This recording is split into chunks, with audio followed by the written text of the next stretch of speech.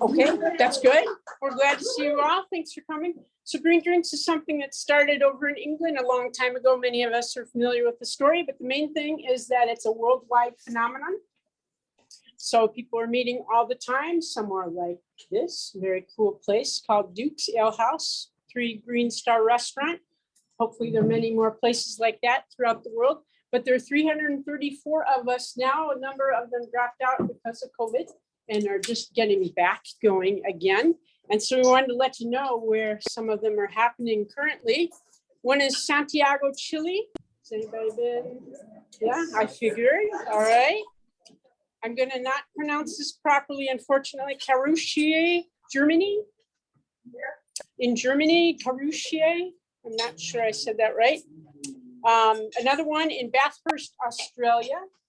You get points if you've been to Australia. I lived there for 22 years. Oh, good. Oh, there we go. And I've been to Bathurst. You have. And what part of the country, the continent is it? Excuse me. It's in New South Wales. They have a big car race there. Oh, okay. All right. And then Kingsville, Leamington, Canada. Yeah. There you go. It didn't say what province, so I didn't have one to tell you. And then back in this country, Flagstaff, Arizona. Oh, got married there. Did you? All right, good. That tops everything. And then Milwaukee, Wisconsin. Go Milwaukee, right? There you go. Yeah. So again, an emphasis on that we're doing something that lots of other people are, which is gathering and learning more about our life support system and the issues we are experiencing and what are some positive ways to help improve those situations. So for us, our goals are opportunity to network and come together, build our environmental community, then having an opportunity to do some learning, and those 2 gentlemen are behind me for our evening program, and then a chance to connect back to the community, whether you're advocating, volunteering. Somehow we always have our famous time of community announcements. So if you have something at the end of the evening tonight to let us know about that has to do with this community, then we'd love for you to share that too. Next time is September already, and actually we'll be another year older officially at that time. That's hard to believe. We'll add up the years in time for that. But we will honor that evening with a great program on who's seen a traffic circle so far, or did you want to speak? Pat? Yes. So Scott Henning with McHenry County Transportation Department will be the lead speaker, and he'll have others of other municipalities that have added roundabouts. So it's a great environmental impact addition, as well as good for traffic and accidents. So we're excited to have it in September. So thank you, Pat, who's put that together. And this evening's program, and I forgot to introduce us. So we have Pat Dekoff, and Baston is hiding out, working on our computer system there. Carolyn is also back there, Lynn as well, and Cynthia a little bit, and myself, I'm Leslie Krebs, so happy to meet you if we haven't before. This evening's program is going to be introduced by Pat. So get ready. This is going to be a great evening of information. Come on up, Pat.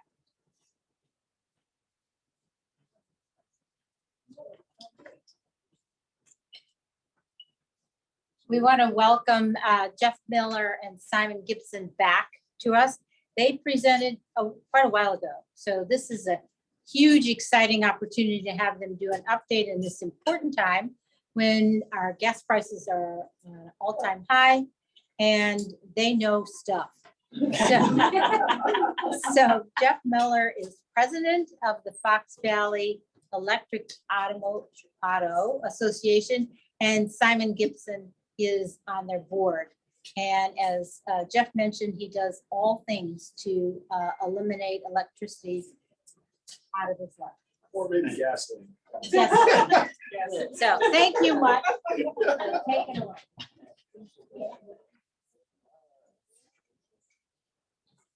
You on audio? Probably. All right. It says I'm talking, so that's a good sign. Carl is. Fox Valley Electric Auto Association, we meet once a month. We all have events in September, October during the National Drive Electric Week. National Drive Electric Week, it's an annual, or it's a event across the country, maybe the world, I don't know, but certainly across the United States. Look it up. Feel free to register for our events. Come out to them. We have one at the Spring Hill Mall. Spring Hill Mall, September 28th. And then October 1st at the Fox Valley Mall. It's an opportunity to get your hands on cars, all sorts of different cars, and drive them and test them out and talk to people who own them and drive them. It's typically all, there's maybe a dealership or two there, but that's about it. And so good opportunity to drive and test out some cars. So let's get on with the show here. So, there we go.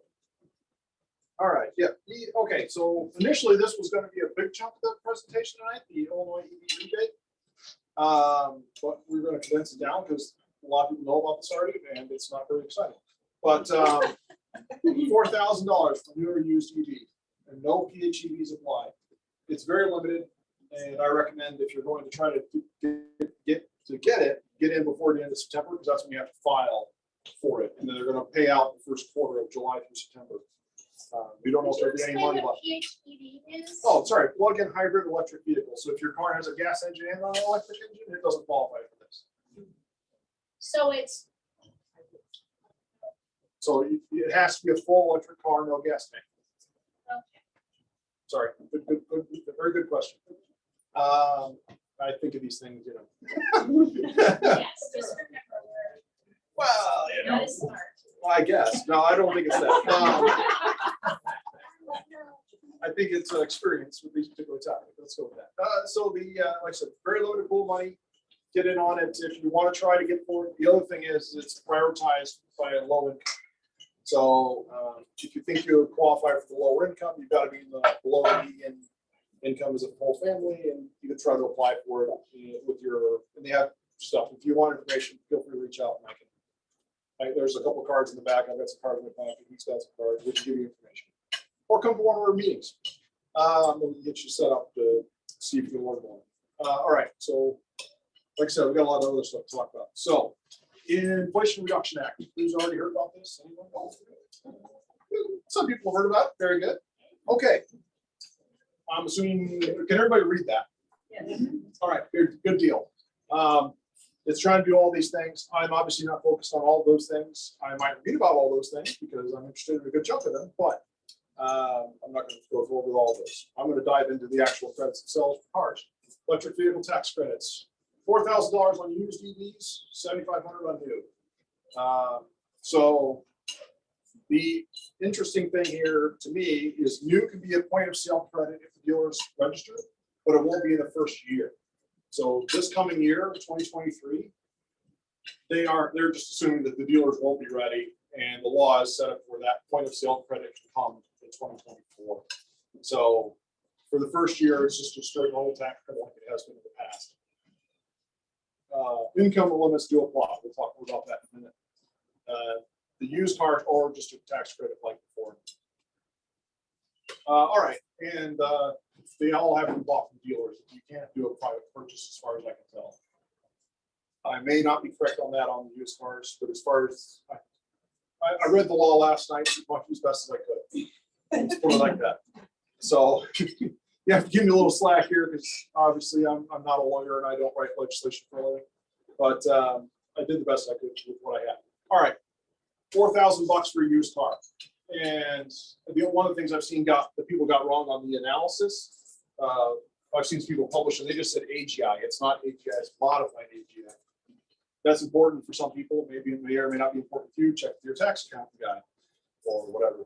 But 150 grand if it's, so these are ordered like 150,000 is jointly, filed jointly, and then 112 is like head of household, 75,000 is filed single. All right, so you'll see that pattern repeat on other sides. But then the used car must be at least 2 model years old. So you can't go out and buy, like right now, you can't go out and buy a 2021 or like a used car that's only 6 months old. It won't apply to this. 30% of the sale price or $4,000, whichever is lower. So if you buy a $4,000 car, you're not going to get $4,000. Makes sense. No issues with that. And I've also called out the page here, 387, section 25E. That's both for my Sandy, I need to go find that section again. And for anyone else who wants to take note of that, because you can look it up and find it quicker than trying to dig through the entire 725 pages. Okay, other limitations. 20. Oh, I did say from a dealer. Oh, you know, put that on there. 25,000. So it can't be a $50,000 used car. It's got to be relatively inexpensive. Only on the first sale once this law is enacted. Those sorts of stipulations are going to drive people insane, including me, because that what has it been traded previously? Somebody bought it previously. How do you find out? Oh, that's going to be challenging. And then the other thing is you can only do this once every 3 years for yourself. So you can only get one every 3 years. So if you buy a car every year, like some people like me occasionally do, I wouldn't be able to get that every year. I'd have to wait to get it in the 3 years, every 3 years. All right, I'm just putting this in for general knowledge. If anybody has a use for commercial vehicles, they actually have a commercial vehicle credit, which is great news, I think, because in garbage trucks and all these sorts of vehicles that are commercial vehicles, awesome. That they're going to give up to $40,000. It's $7,500 or $40,000 for Class 8, I think they said. But anyway, I'm not going into the details. Most of us here don't own commercial vehicles, but if you do have commercial vehicles or fleet of commercial vehicles or know people who have a commercial vehicle fleet, please tell them about this so that they know that they can look to get electric vehicles and take advantage of this $40,000 thing. All right, clean vehicle credits, the new stuff. So right now, the $7,500 you get on a Volkswagen ID4, for example, which is only like $42,000 if you get the right one, and you can get a dealer to sell to you. So minus 7,500 is a pretty good deal. Okay, that's being replaced. That deal is no longer available after this. Okay, I should also point out that this is assuming this law gets passed. I did not cover this in detail earlier. I should have. This law is a bill. It is not a law, and it may get changed. It may not get passed. We're optimistic. It has a lot of incentives for oil production people, and it's freeing up lands that they can get. It's doing a lot for people like that. So hopefully that encourages them to let it go. All right, so we gave up some stuff, and there's a mixed Congress and all that. You'd expect to have some things on the other side. Okay, it's got to be built in North America, and it has got to be built by a qualified manufacturer. And when I say it's got to be built, that's kind of a relative. It's very interesting, like, because how that will play out. We haven't seen how that will play out yet. But there's a lot of stipulations here, and I'll be going through them, but it's very interesting. Limitations, much higher than the used vehicle, 300,000, 225,000, 150. So that's a much higher number than what you see for the used cars. So that'll cover a lot more of the population. A lot of people can get that probably. Okay. Now here's the interesting part. These two lines are actually what will keep a lot of people from collecting on this. A lot of cars from qualifying, possibly this year or 2023. A lot of the vehicles that are on the market right now won't qualify for any of the credit. So half the credit is based on where the materials are coming from. So are the materials sourced from North America or other free trade agreement countries? And the other half is based on, is the battery assembled in the United States? And each of these things, so it's the value of the components. So where do they come from, right? So the raw materials and the components, where do they come from? So if you have like my Chevy Bolt, for example, it's an LG battery made in Korea. But it's made with materials sourced from China. It's built in South Korea. None of these things apply. It would not get any of it. If it meets one of these two criteria, then it can get $3,750. If it meets both, you can get $7,500. And the percentage scales up. So right now, in 2023, it has to meet 40% of each of these things to qualify for. So it has to be 40% sourced and 40% by value of materials. Okay. So, and then each year or so, it scales up 40, 50, 60, and so forth. So it's up to like 90%. or I didn't look at the top ones, but to me, the first part is gonna be the hardest because a lot of things won't qualify. My understanding of Tesla, I don't know a whole Tesla supply chain, they're very private about these things. But I do know they at least manufacture batteries in the country for a lot of their cars. So you might be able to get this on a Tesla again, probably more easily than you can on a lot of these other vehicles. So I guess that's something to keep in mind. If you are thinking about getting an electric car and it's available and you get your hands on it and you want that $7,500 tax credit, might be a good idea to act this year, I guess is kind of what I'm saying. So is it gonna be on the person filing research, or is there gonna be a list that's approved at some point? It's going to be a list that's approved. And as always, all things that aren't yet defined. Right now, if you go to fueleconomy.gov, there's a list of every car and the tax credit it qualifies for. I would assume that fueleconomy.gov website will get updated. To your mention of Tesla, last I heard they're sourcing in Australia, which should qualify, but again, they are private about these things, so we don't know. Well, they at least assemble the cells. Well, they assemble a lot of their cells in Nevada and now in Texas. So it's not a huge stretch to think that they'll at least qualify for half of it. The other half, about where the materials come from, is maybe, right? So we'll see how that all shapes out for all these different manufacturers. And it's July. I assume they'll sign this thing at some point, you know, or sorry, it's August. Oh my gosh. Woke up in August. I assume they'll sign this thing at some point in September. Yes, Steve. In terms of lithium, silicone, different things that go into battery production. Yep. A lot of that is manufactured overseas. Right. Does that take into consideration the purchase of those materials, or? Yeah, if it's not being. Can you repeat the question because Ah, we're good picking it call. up? So Steve asked if the materials were produced overseas, do they take that into account? And the answer is yes, they certainly do, but it's got to be, if you want to qualify, it's got to be a free trade agreement country for that part of it, for materials. And this has got to be in North America. So I've seen a lot of people say United States. The law says North America, not United States. So Mexico, Canada, that's as far as I know, North America. There might be others. I don't know. I'm just going to say those two. Anyways, so it's, and that's a nod to all of our friends in, you know, Ford and so forth that have significant facilities in Mexico and Canada. It's okay, and I guess you could say North America is better than China, and you can see that theme a lot in this law. That at least the parts I read, and I briefly glanced at some of the solar stuff, and they have provisions also for North American production. So where before it was like, oh, get the solar panels from anywhere. Yeah, not anymore. So that's going to be a trip for a lot of those folks too. So a lot of the law is very focused on bringing jobs to the United States, or at least North America anyway, and or countries that are very friendly with us with free trade agreements and so forth. China currently has a free trade agreement with us, as I recall. Is that NAFTA.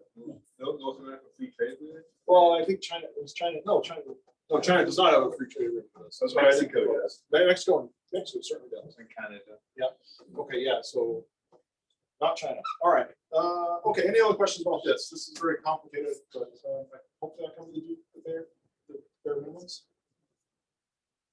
All right, but suffice to say, not every car is going to qualify. Certainly not in the first year. And I assume that the fueleconomy.gov website will get updated and the cars will show what they're available, what they're qualified for. So you won't have to guess and try to figure this out. I always use the fueleconomy.gov to shop for cars, you know, like, oh, what electric cars are available? How much credit do they need? All right. Carrying on. I initially, it is convoluted. When I was reading the dealer section, how it says credits and so forth, I've read a few analyses of it, and it sounds like I got it right. I wrote this presentation last night. So they have to register to give the credit directly. With that problem, the program doesn't start until January 2024. I kind of mentioned this before. All right. Van, SUVs and pickups, $80,000 cap. And that's MSRP. So the MSRP has to be 80,000 or less. Other, I don't know, sedans, I guess, but 55. So, you know, as usual, the law is very biased to help out the folks who like to drive large vehicles. Cool. All right. So, I guess I like large vehicles. So that's just something to keep in mind. A lot of cars fit in that class, some don't. When you consider the MSRP limits and the fact that it has income limits, you can tell that this has definitely been targeted to help bring down the argument that, you know, it's a way of giving credit to extremely rich people who want to buy whatever. Because you can't buy a Lucid Air or the top, maybe you can't buy a top end Tesla. You know, there's a lot of vehicles that don't fit in that range. So, you know, it helps with that argument. And I'm all right with that, actually, to be perfectly honest. All right. So yes, December 31st, 2022. So for Tesla and Chevy, this, even if they sign the law today, it doesn't matter because it won't go into effect for those cars until the end of the year. But come January 2023, if they qualify, you can try to get it. And you'll have to file formal taxes and do all that stuff. And as I covered earlier, the qualifications could actually be a problem for a lot of vehicles. I'm expecting a lot of problems with that. Certainly in 2023. We'll see how that goes. I don't know. Okay, what do I think? I think this is really going to ramp up battery production in North America by everyone. Everybody's going to be interested in getting the money for their customers. Everybody, right? It's I think it's pretty well known that if you have a tax credit on your car, you can charge more for that car. Yeah, and I think that pretty well sums that up. Many portions of the bill are actually very interesting, very similar to CJ. There, as I was stumbling around with legislation, I saw mentions of training, where the CJ bill goes into like where you have to have training, and you know, people from low-income areas get to work for solar companies or whoever to do training. A lot of that kind of stuff was in there. There wasn't anything directly in the car thing about that, but as I was wandering around the legislation, I saw some mentions of those sorts of things. But it reminded me a lot of CJ. I've read a chunk of CJ also, and it did remind me of that. So it was very interesting seeing how the similarities are. I'm sure I'll see more of it, but there's all sorts of stuff in there about heat pumps and all sorts of things. But I'm not here to talk about that right now. All right. EV charging corridors, changing topics. Do we have any other questions about that before I move on? Cool. All right, charging corridors. Basically, anything that's defined as a corridor has to have a charging station every 50 miles, and it can't be a slow charging station. It has to be, I think it has to be at least 150 kilowatts with a, and I think what I was, as I recall, it was 150, at least 350 kilowatts and one 350 kilowatt. So if you drive a Hyundai Ioniq 5 or a Kia EV6, one of those stations will service that car at its highest speed. The 150s will take care of all the other, like the VW ID4s or a Chevy Bolt or any of those cars that, you know, they're kind of their highest speed. It has to be 1 mile from the highway. I love that requirement so much. You know, you hit a lot of charging stations. They're where it's economical when it's 3 or 4 miles off and it's through a bunch of stoplights and a lot of traffic. You spend, 15, 20 minutes getting there. So I love that. I personally find that to be very, very helpful. 50 miles, it's not uncommon to see gas stations every 50 miles when you get outside of town. So I think this is a really good strategy. Sure, it'd be nice if there were 25 or whatever, but I think anything beyond that is law of diminishing returns. Probably my only, as always, my challenge is always going, because these are on corridors. So when you go out into the country and come back, that's when you always get the challenge. NEVI, National Electric Vehicle Infrastructure. I managed to remember to define the acronym there for us. So we'll get into that whole thing again. All right, this is what the map looks like. It's extremely difficult to see, so I'm going to zoom in slightly here. Okay, so that's just the northern part of the state. As you can see, it's covering I-80. I don't recall what highway that is. 39 is the middle of the state, 55, 57. And obviously the one in red is I-88, and you step a little leg of 290 up there. Okay, so those, the red are undesignated, is what they called them. So the green ones are all NEVI, so they're all going to get charging stations that are 50 miles. Because that's what we, state of Illinois has decided to designate. Just before I came over, I actually saw a little better map, but unfortunately I didn't have time to add it. But it looks like this, just prettier, I guess. It has stars on it, so it actually has stars around it in various places where they are planning to put stations. It's roughly where you expect. There's always a habit of putting stations near the intersections of highways. So like out here, you'll notice there's already a station. Because it's, you get 2 for 1, right? And that's always the thing. Everybody does that because it makes sense. But all the major interstates, there aren't. And then in the south, 72 going east to west isn't covered, which, you know, us living up here probably doesn't matter that much, but will be a thing. Yes, sir. Do you use those stations at all that are existing now? Yeah, sure. And is there lines waiting to plug in or you usually just go and plug right in? Never had to wait for line. Well, that's not true. In 2018, I had to wait once in Austin, Texas. Well, Everything's bigger in Texas. including the line for what's your car charge. That was it. That was the only time I had to wait in line for a charging station of all the years of experience. Okay. Can you explain the color codes and those dots? No. I tried to figure that out beforehand. I don't know. There are existing charging stations of some variety. What they are, I mean, I know what some of them are just because I've been to them, but no, I don't know what the colors mean specifically. It has but I know that they're like the blue one in Rockford up there. I know that that's an Electrify America station. Well, there's a Tesla station there also in that same area, so it could be that one too. But anyway, I assume those are Electrify Americas, although honestly, I don't know. There's no key to this. Well, I dug around on this map and there was no key telling me what all the stuff there. It took me a while to figure out what the green versus red meant. We have a question from Zoom. Is there a limit to how many people can charge at one station in the bill or anywhere else? It's just So up to the bill, vendor. so the bill says there has to be at least 4 charging stations. Okay.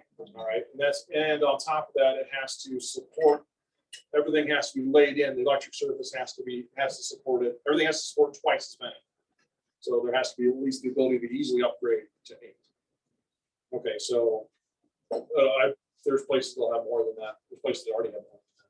A question, would it help to, or can you reserve ahead of time? No. Right now, no, you can't. There are very few exceptions to that, but all the stations we're talking about will not be able to reserve. Jason, can you repeat the question? Oh, I was asked if you can reserve in advance. Would you agree that most people using EVs don't typically use these charging stations on a daily basis because they have one at home? So the question was, do I agree if people don't use these on a daily basis because they charge them? The answer to that is twofold. People like me who have a nice setup at home, charge at home. But I am not everybody. There are people out there that use fast charging like a gas station because they don't have home charging. It just doesn't, they live in an apartment or a condo where they can't do it. And so they go shopping at Meijer or whatever. They plug their car in, they go in, do their shopping, come out, the car's charged, they go home. And they do that once a week or whatever, just like they would if they were going to the gas station. The only difference is the car fills up while they shop, not as a separate thing. So it depends on what your situation is. But a lot of people, obviously, I always recommend, if you have the ability to have home charging, it's going to save you a lot of money. If you are charging, using them as a gas station, you're going to be paying, at least twice as much, and potentially 3 times as much for every kilowatt hour you buy. Carl? Yeah, I just wanted to follow up on Pat's question. I think that there's, repeat your question for a second.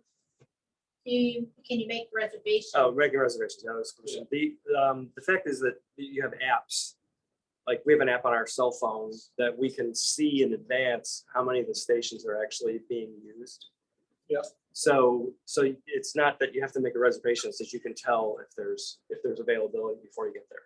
You can tell if there's availability before you get there. That doesn't help you if somebody just pulls it in front of you, right?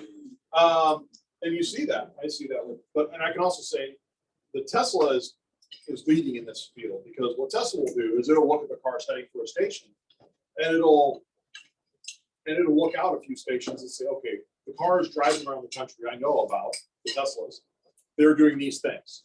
And so then it'll scatter them around. So it'll schedule their charging stops across their stations, so that you don't get the whole, like, I'm waiting in line in Austin, Texas. At that time, that was the only charging station in the area. So that's why everybody was there.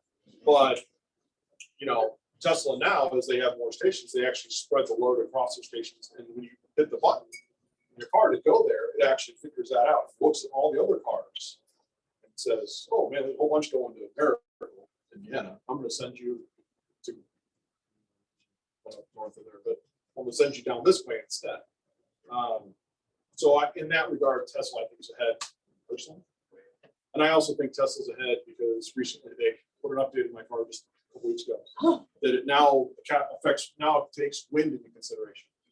So, well, that's a huge factor. On the highways.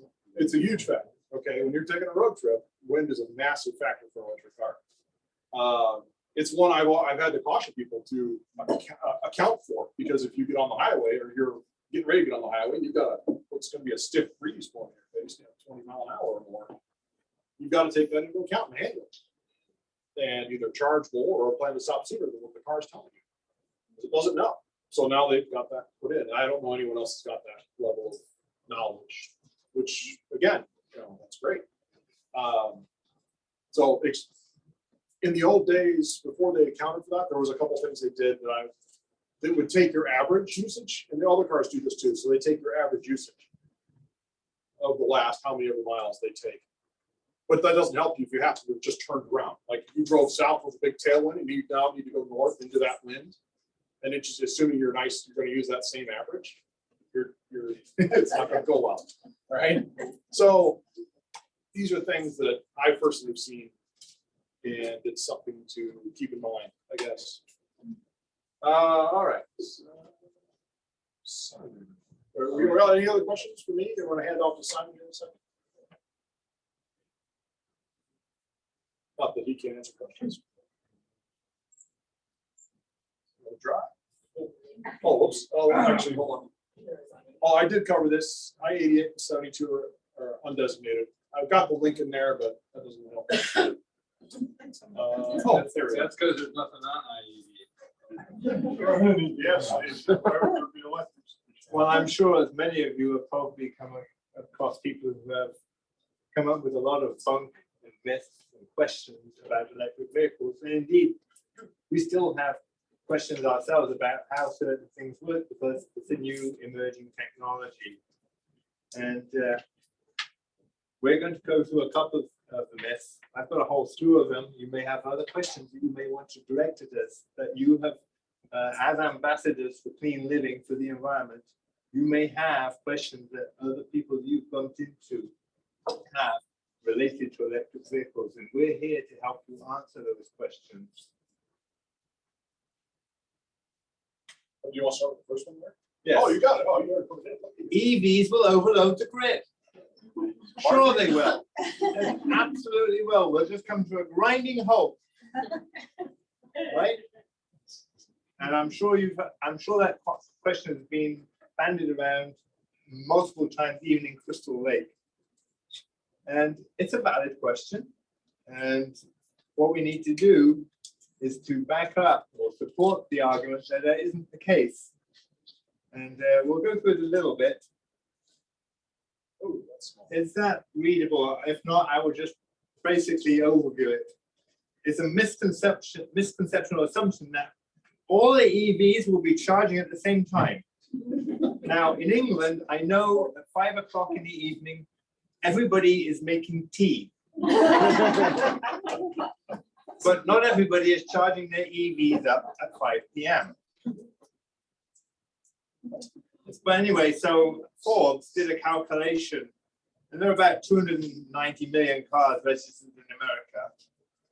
And the grid, these are big numbers, 1,000, about 1,100 terawatts of electrical capacity. Terawatts, that's the power being generated. And an electrical capacity of 27.7 gigawatts of solar, according to the US Energy Information Administration. If all the cars were charging, all the EVs were charging at 7 kilowatts. Now, 7 kilowatts is the onboard charger in an electric vehicle. That's a fairly normal onboard charger. It's not a DC high-speed charger. It's the kind of charger you would be charging, you would be doing at home, or in a non-high-powered charger in the street in Algonquin, or just as Cynthia is doing at the EV charging point right over the street there by the gazebo. And according to the Energy Information Administration, they would need 2,000 terawatts, nearly twice the grid capacity. Now, if they charged at 50 kilowatts, that's the low end of high power DC high power charging, they would need 14,500 terawatts of capacity. That's 12.8 times the capacity of the grid. So there seems to be a big void difference. However, the US grid generated in 2020 4,000 terawatt hours. Let's just clarify something here. Everybody knows what a watt is, or kilowatt, and everybody knows what a kilowatt hour is. They're two different units.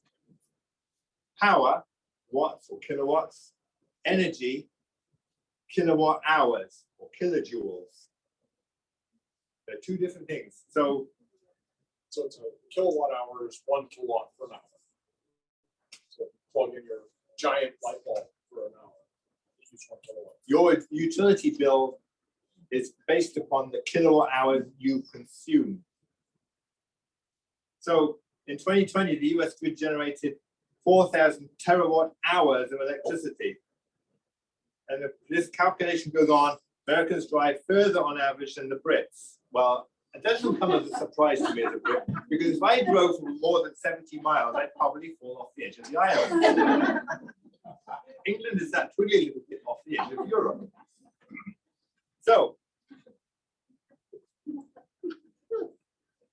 I've lost my thread. That means an American car, if it were an EV, would need about 3,800 kilowatt hours per year. And those of us that do charge up at home, some of the units that we have can show you the number of kilowatt hours you've consumed over a period of time.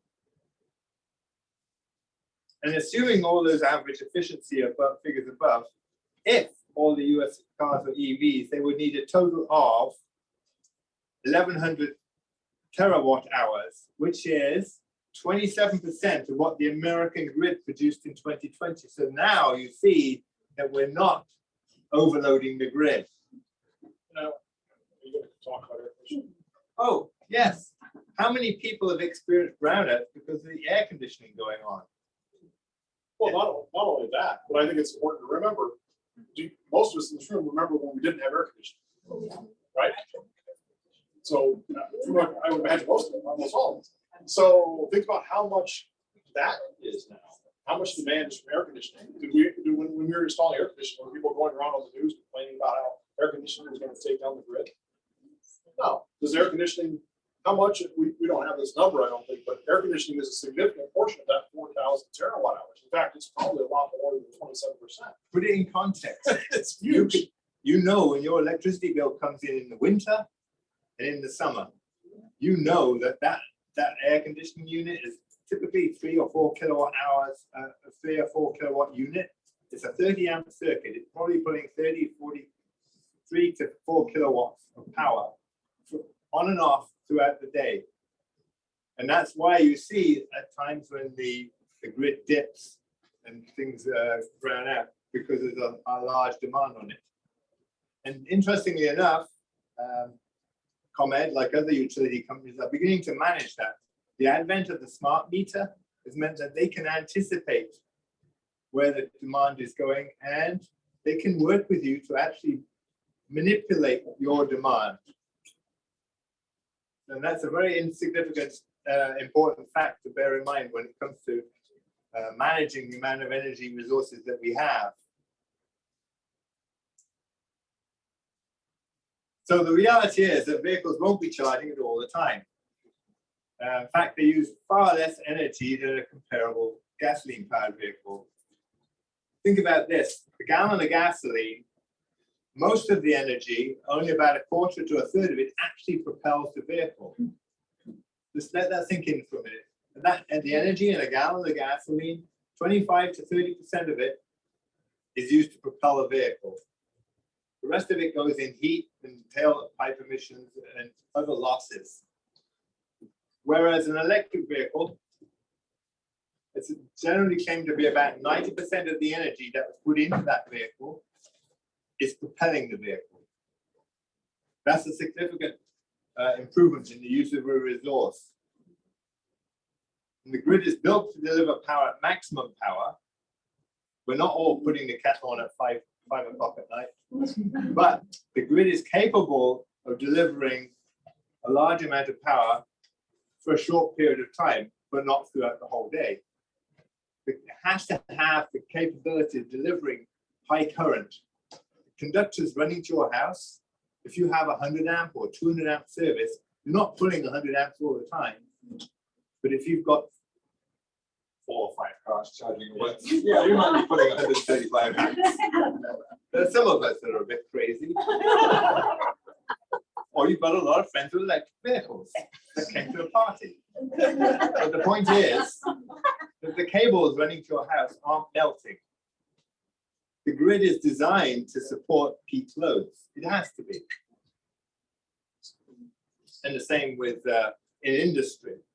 In fact, in industry, they carefully manage how they switch equipment on and off to avoid peak excursions of current to keep the load consistent. So at night time, we know the load is less because there's less air conditioning and there's less industry manufacturing going on. It's now actually a good time to be charging vehicles up when we're not using them at home. And it's a benefit to the utility companies to have this additional load. So I got a whole bunch of sources that I researched this on. Now I'm sure you're able to look through these things. I'm not suggesting people start trying to copy this down.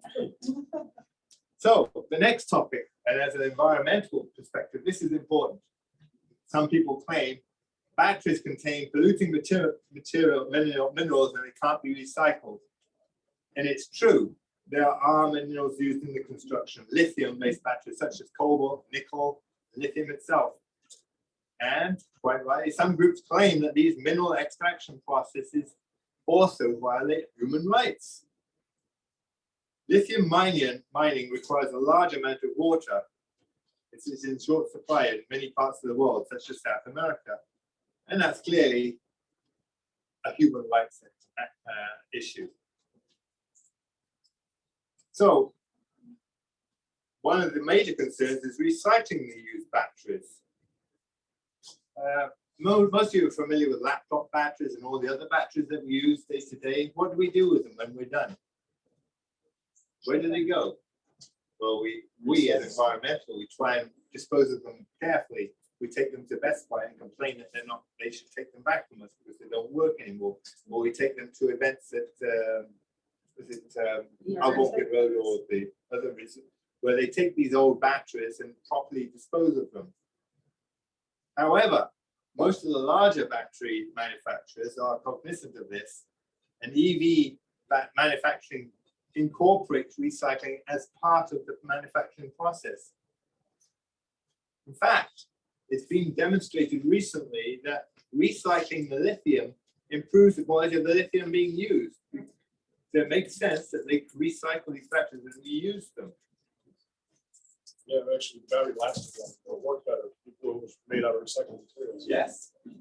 Without going into the whole chemistry of dendritic growth and all the other fancy chemistry things going on, the science behind battery technology is improving all the time. Now, because of supply chain issues, which we're all aware of at the moment, the automakers are getting involved in that mining process. It shouldn't come as a surprise when we got, what do you call those factories? The gigafactories, the gigafactory factories that Tesla and other manufacturers are creating around the world in Texas. Consequently, we, the public, are thinking about them and requiring transparency and auditing those mining operations. Remember, we talked about cobalt and how in some countries there's a claim that children are mining this thing, these materials. That's a real issue.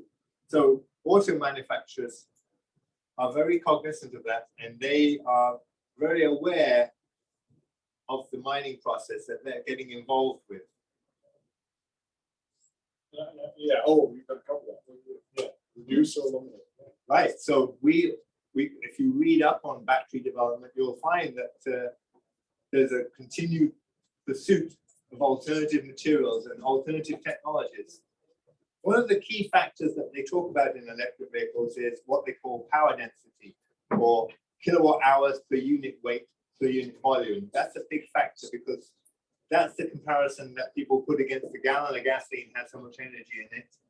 And the 800 or 1600 pound battery on the back of underneath an E Mustang, which weight, I think the Mustang battery is 1300 pounds. Yeah, I saw one being taken apart earlier today on YouTube.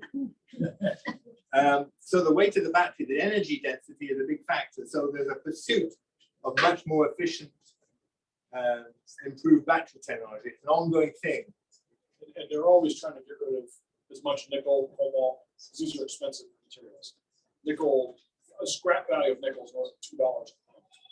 Just scrap value, let alone it's actually good for workable.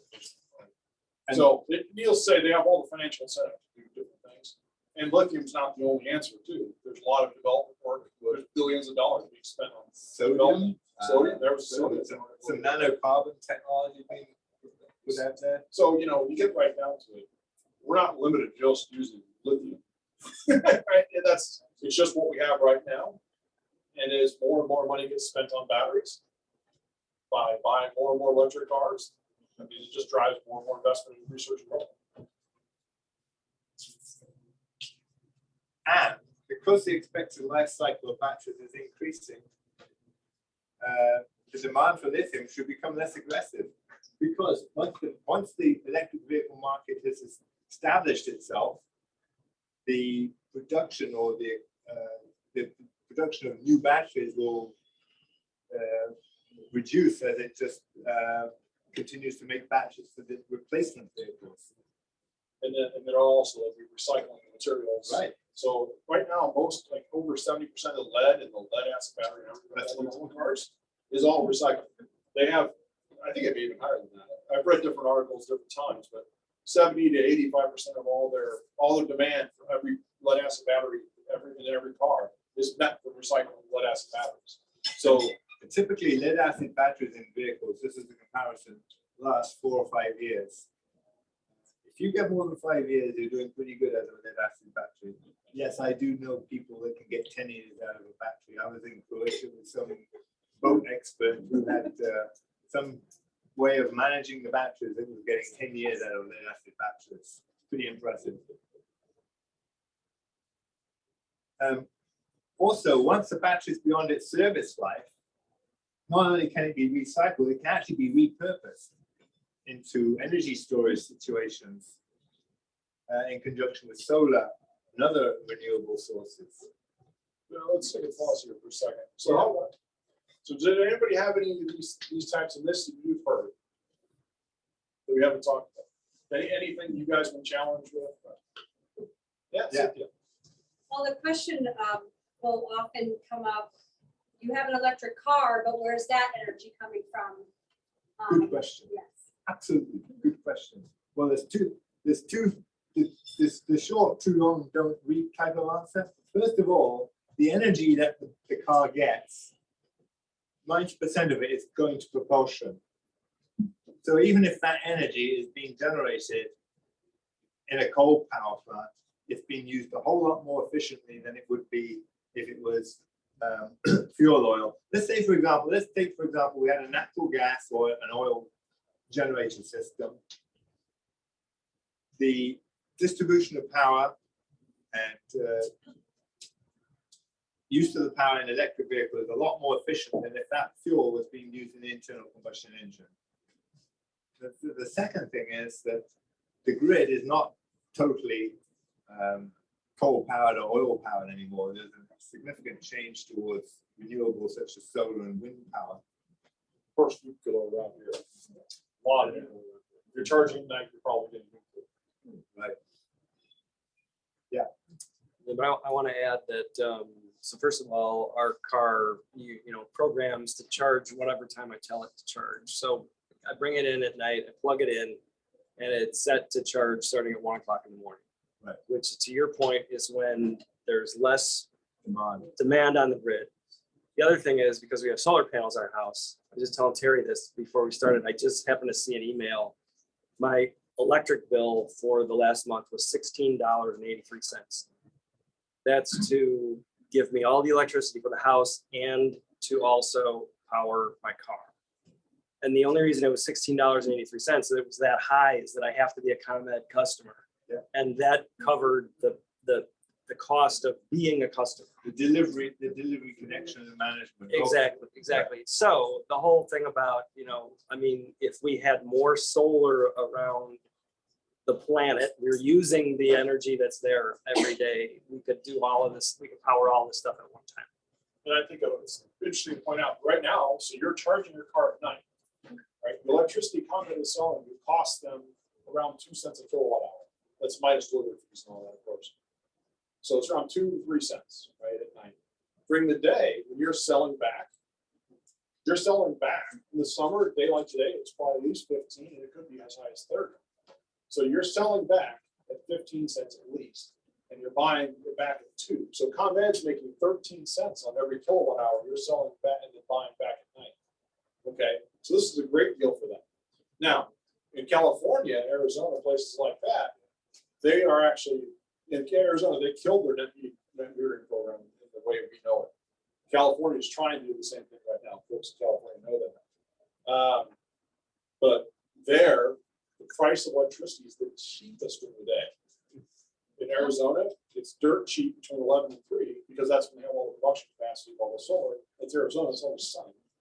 So, right, and so they have so much solar capacity. And that's where you start talking about, well, if their electricity is only 2 cents or 3 cents during the day, and our electricity is 15 cents, it's a whole lot easier to send electricity across the country than it is other things. You know, maybe there should be some grid stuff set up. Can I feed off that? Yeah, of So course. this is a great example of renewable energy. Listen, I'm in solar, have been a long time. We found out you could actually break the electric grid with too much generation during the day in Hawaii about a decade ago, which is why home storage is a thing. And Tesla actually invented home storage with lithium to actually be a demand response instead of having natural gas peaker plants as the status quo. Absolutely. And that's going to be revolutionary for the electric grid and management to have a smarter electric grid. Absolutely. I mean, did Steve at the back have a question? No, actually, he answered it. Okay. Yes. So I have a question, going off of totally different than electrical though. I've been, people have come to me asking, because I said I was interested in Tesla. They said, well, Tesla's proprietary knowledge. So what happens when it breaks? Because granted, my comment is bring it back to Tesla then, but I'm not a mechanic. I got a guy that is, and that's the guy who is asking me. So if some of these electric vehicles break, do we really have to rely back to bring it back to the manufacturer to fix it, or can the mechanically inclined? It depends on yeah. It depends on what it is that broke, right? If the battery itself broke internally, then you can take it back to Tesla, or if your depending on what it is, there are third parties out there that already support certain cars. For example, the older Model S is 2013, 2012, 2014. Those Model S's were made as they had an 8-year unlimited mile warranty. Well, 8 years has passed for the majority of those cars that are 2012 to 2014. And there are a lot of them. There's a company called 057 Tech down in someplace North Carolina, as I recall, South Carolina. But they actually have a dongle you plug in the car and it monitors your battery. And they'll support it for, I think it's like $1,000 a year or something like that. It's basically, I don't know what the price is, but they have a program and they say, hey, we'll monitor your battery. If it looks like it's going to fail, we'll ship the car down and we'll replace the battery. And they're not a warranty in the traditional sense because they're far more proactive than a warranty company. So there's certainly some people out there doing some neat and innovative things, and we're going to see a lot more of that happen over time. And I'm excited about that. Now, as far as the majority of the stuff that actually does go wrong, yeah, any mechanic can replace a suspension part or a drive shaft or a tie rod. The only things that will be dicey is if you're trying to get into the battery itself or if you're trying to get into the drive unit. And some of the drive unit stuff is actually sort of slow. You got a bearing that goes out, you can get another bearing and put it in there yourself, stuff like that. But to your point, I think you were alluding about the right to repair or the black box aspect of it.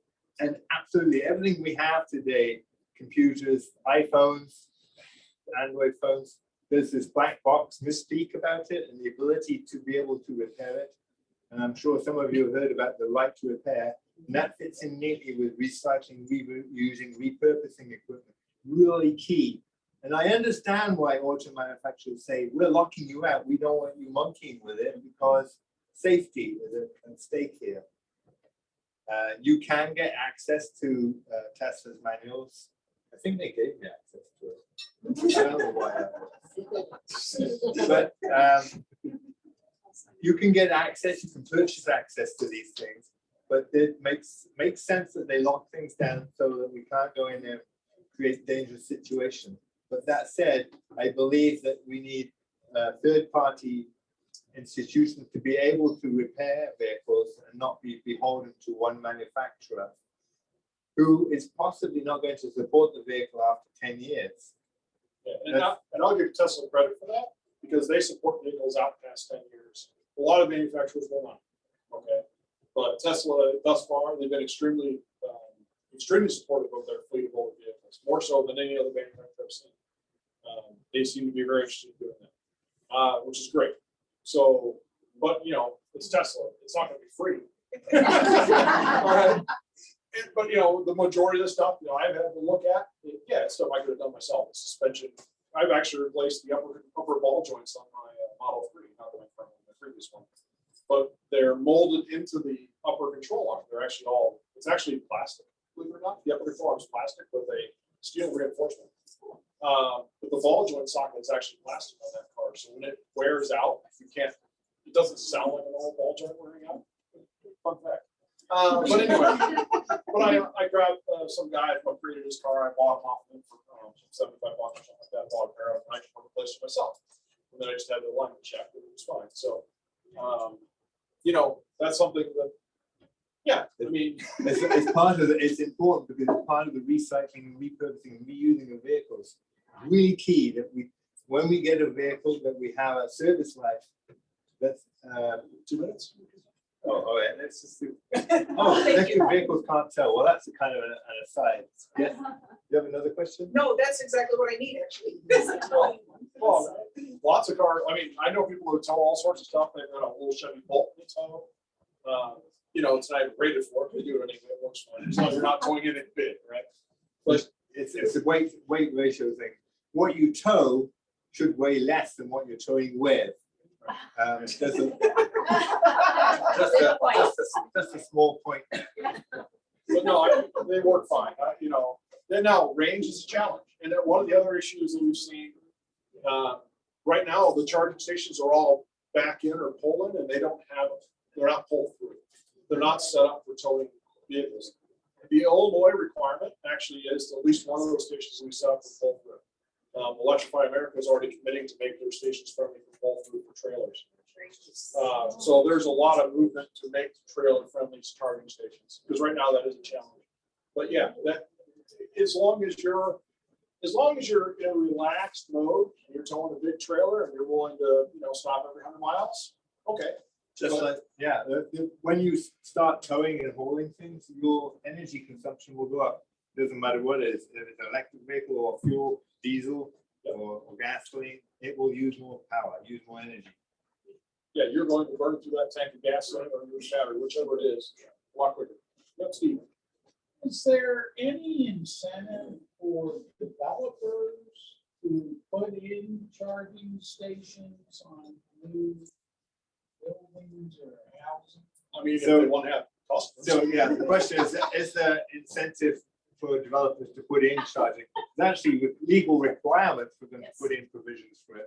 And they're working on that in the state of Illinois regarding housing, Okay. including apartment buildings. and That brings up a very That- important point. that laws. Apartment complexes and apartment buildings, and people want to buy an electric vehicle, but the landlord or the administration, the housing association won't permit them to do that.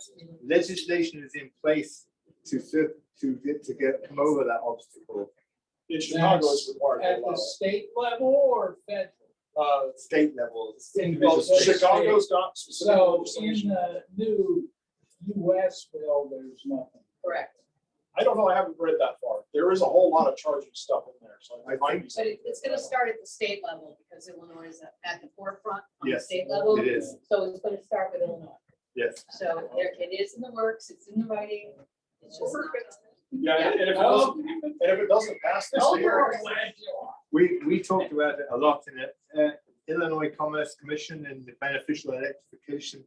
We discussed a lot of these topics, provisioning for electric vehicle charging, provisioning for electric vehicle charging in new houses and upgrading existing homes to be able to charge. And apartments and apartments, multifamily. we were And actually, MUH, yeah, multi-housing units. we had Naperville ready to make a change to require it. But then they held back until the state law either passes or fails. And if it passes or if it fails, then Naperville's gonna implement it. We're gonna push everybody else to implement it. When does that happen? For It's- when's the- They're not in session, so we don't know when. I can't tell you.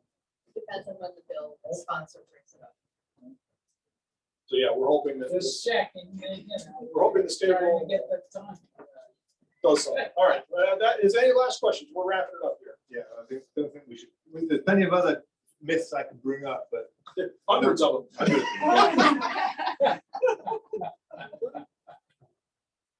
all right. All right, thank you, gentlemen.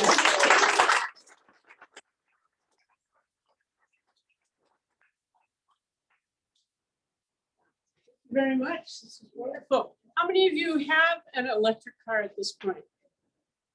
That's pretty good. No surprise for this group, maybe, but, and how about hybrids? Hybrids, okay, good. So keep spreading the word, passing it on and educating others. That's great. Yep, thank you for Thank you. providing us with answers that we can counter. Exactly. That Very was the happy. goal, was to equip you as ambassadors. Exactly. One quick question, Yeah. used EVs, vehicles, Yep. where can you buy those? Everywhere, your friends, your neighbors, dealerships, wherever you buy regular cars. Current automotive. Current automotives now in Hinsdale. Hinsdale, yeah, they're an option. Wherever you buy, I bought one in Michigan, I bought one in Maine, I bought one in California. They're on the internet. Yeah, I mean, And- wherever and cars are sold, Actually, they will deliver it to you now. a lot of them will. Teslas are delivering. Well, it depends on who you buy it from. It's a used car, you buy it from whoever's got it. Yeah. I've sold a lot of used cars. Yeah. A lot of people I know have bought it from me. They're easier to get than you think. Oh, yeah. Just gotta look around. Well, thank you again. And now we'd like to have you all share if you have any announcements. We'll give you a whole minute. And let us know who you are and who you're representing too, if that's possible. So wind back, Nancy. Hi, I'm Nancy Gantier with the Wildflower Preservation and Propagation Committee. You can find us at thewpbc.org. That's THEWPBC.org. That's one. We are doing some exciting things. Right now, our work in continues with garden walks, so if you would like a guided tour through a natural garden, we will have one on Saturday at 10 a.m. and again at 11:20 a.m. in Wonder Lake this month. So you can find us at thewppc.org. Additionally, we have an exciting program for you Crystal Lakers. We are working on rain gardens for Crystal Lake. And we are working with the city and we are doing a demonstration garden at an amazing 3-acre rain garden, which is going to help flooding in Crystal Lake and help the quality and the health of the lake. So we need volunteer stewards and you can work alongside an experienced gardener and learn. So please contact me. You can find us at wppc.org. Thank you. Marty? I've got two organizations I'd like to tell about. First one is the Food Shed. We're up to 1,498 owners. That's on the fence and one's to be matching 1,500. We will be at the Dole Farmers Market this Sunday and also on the 28th. We will be at the Farm Stroll on September 25th at 4 different farms, at Paddock, Sulphur Prairies, at Wanda Farms, at Hillbunker, and then our owners meeting, of course, is at 9/27, September 27th at the Dole. Now, McHenry County Conservation Foundation, we have been awarded 2 grants that we're very excited about. One is from ComEd Green Region Grant, a matching grant to help repair Boger Bog. And the other one, I know, cool things. And the other one is an Enbridge grant from a gas company, believe it or not, to go towards from corn to compost plants at Glacial Park. So we're very excited. Kim? Thank you. I'm Kim Higgins. I'm the director of sustainability at McHenry College, and I just want to make sure you guys know that registration is open for the 2022 Green Living Expo. We're doing it in person, and actually everyone who registers will get an in-person session and also a free virtual group. We have some really cool stuff. We've already got the 2,500-gallon fish tank. I talked to Ivy and Arte. We have the fish too, so that's cool. We're gonna have food trucks actually, and low-impact food trucks. We're requiring that no one use styrofoam, and we're gonna be composting all of the food waste. So that's gonna work. So sign up, join us. You'll hear about this lots more. But if you know any vendors that want to join us, it's November 5th. Sorry, November 5th from 10 to 3 at the college. Okay, go to the back to Lynn. Recording my ear too at the same time. Okay, so I'm a county board member for District 2, but I wanted to let everybody know, given the fact that we've got people here who are so interested in the environment and what we can do to make this world a better place, we have a 2050 planning commission underway right now. And right now they're doing a survey to find out what you think they should be focusing on. So if you go to McHenryCountyIL.gov, go under county government and go to P for planning and development. At the bottom of their webpage is news. And then if you hit on that, they're talking about the 2050 commission and you can take the survey there. So we really appreciate your input. Thank you. Can I ask a question on that, Lynn? Will we get, for those of us that get the county email alerts, will there be something on those email alerts to let us know about this? It went out before. It's gone out already. Oh, did it? Oh, okay. It's been out for months. Oh, okay, thank you. Yeah, it has been a little bit, but yeah, you're right, that's a good point. And hopefully they'll ask you again before they stop this survey. Cynthia? Okay, I'm not gonna turn the camera around because I'm too close to it. Facebook Live, everybody, you're all famous. I would like two organizations, the Environmental Defenders of McHenry County, co-sponsors of Green Roots McHenry County, and also Friends of the Fox River. Together, we're working on, it's our Fox River Day, September 17th. So there are cleanups, there are at least 25 events up and down the 200-mile stretch of the Fox River, which begins in Waukesha, Wisconsin. And then also, we have our members only corn roast for the Environmental Defenders at the Pioneer Tree Farm. So if you're a member of the Defenders, you're welcome to that. And if you're not a member, come see me. And then on Monday, I'm coming back in time here, is the Friends of the Fox River Annual Fundraiser. I'm a friend of the Fox. And it's no good water, no good beer. It's at Bandito Barley's in East Dundee, 6 to 9 on Monday night, August 8th. So there's silent auction, sharing, shopping, tasting. Thank you. Did I do it? You did it Yeah, exactly. I'm sure I forgot something, like Friday's best management practice. Call me. Go ahead. Okay, about the Inflation Reduction Act, I have action for you. Citizens Climate Lobby, yeah, let's start down there. Citizens Climate Lobby and other organizations and churches are putting out the information. What we need is for people that are in Republican Senate districts and Republican House districts to email or call your representatives and tell them you want them to vote for the Inflation Reduction Act. This is amazing, 40% reduction of carbon emissions. I mean, we worked so hard, right? It's time.